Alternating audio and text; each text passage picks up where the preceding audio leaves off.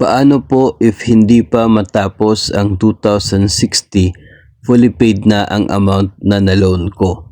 Kasi 200 kasi kaltas sa policy loan, tapos up to 2060. Tapos 14K lang naman ni loan. Paano kaya yan? So, policy loan po ito ng GSIS. Yung senaryo, 14,000 yung utang, 200 yung kanya pong deduction every month. Tapos yung nakalagay na termination ay 2060. Sa GSIS policy loan, yung termination niya palagi is yung taon kung kailan tayo ay mandatory retiree. Yung 65 na edad, doon po yung termination palagi sa policy loan. No, that's normal.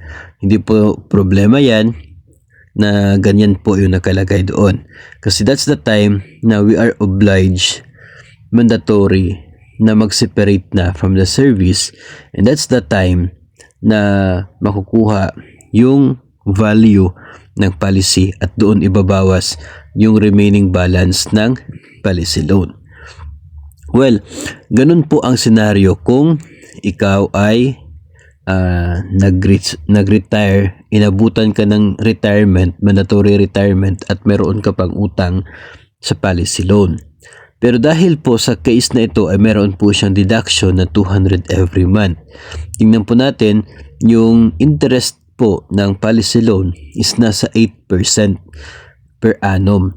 No? So dapat yung magiging interest niya in a month ay dapat below 200 para paunti-unti ay liliit yung value ng kanyang utang. Then slowly hanggang sa matatapos yung pagbabayad sa policy loan. Ngayon, kapag natapos na yung policy loan at hindi pa umabot ng 2060, ano ang mangyayari? Pwede nyo pong ipapadelete na yung deduction sa inyo pong sahod for your policy loan. Nakikita naman po yung balance niyan sa GSIS Touch. No, kapag zero na, wala ng utang, pwede nyo po ipa-delete yan to make it sure. No, pwede po na i-request sa GSIS na ipa-delete po sa PSU yung deduction kasi fully paid na.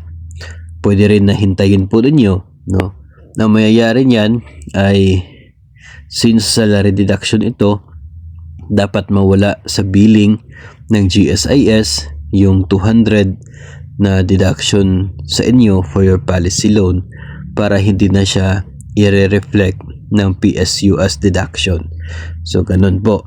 Pero kung medyo hindi tayo sigurado if mayayari kaagad yan, no, ay pwedeng makikita natin na zero na yung balance, request na natin kaagad yung pagpapadelete ng deduction para mas earlier po at matiwasay na wala tayong iisipin na kung ano pa yung mangyayari.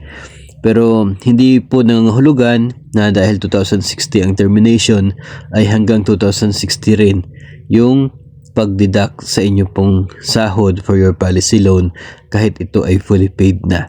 Dapat po na mag-stop na siya the moment na fully paid na ang inyo pong policy loan.